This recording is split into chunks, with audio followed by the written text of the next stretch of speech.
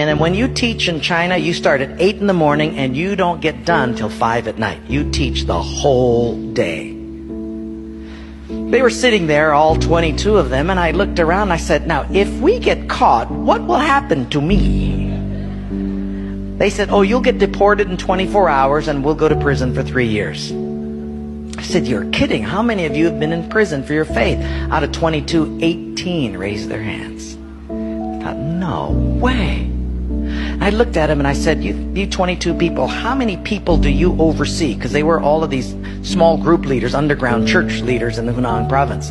I said, how many, if you counted up all the people under your jurisdiction, how many would it be? And they counted them up and they said, little over 20 million. I said, what?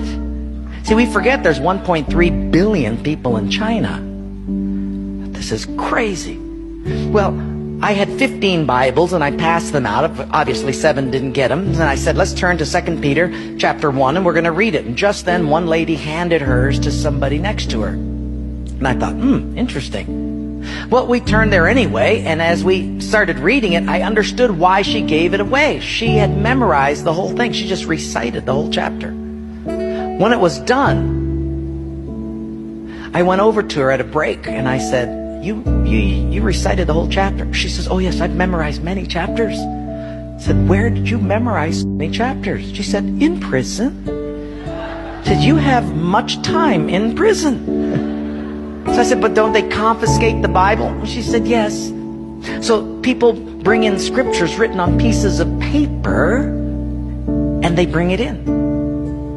So I said, but then if they find that piece of paper on you, won't they confiscate that? She said, oh yes, that's why you memorize it as fast as you can. Because even though they can take the paper away, they can't take what's hidden in your heart. I thought, wow. Well, after 3 days, you fall in love with these people. And when it was done, I said, how can I pray for you? I'm going to go back to America. And you guys have been just so wonderful. How can I pray for you?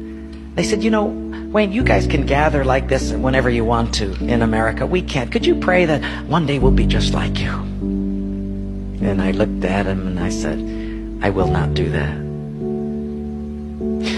Big incredulous eyes looked at me and they said, why?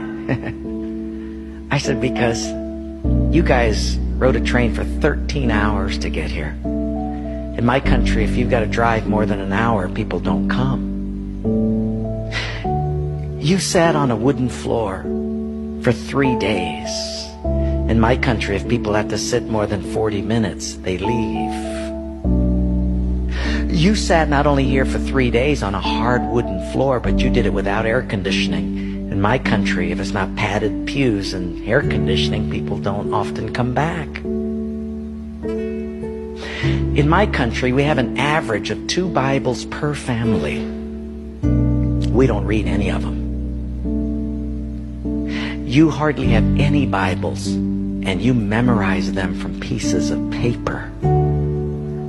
I will not pray that we become like, you become like us, but I will pray that we become just like you.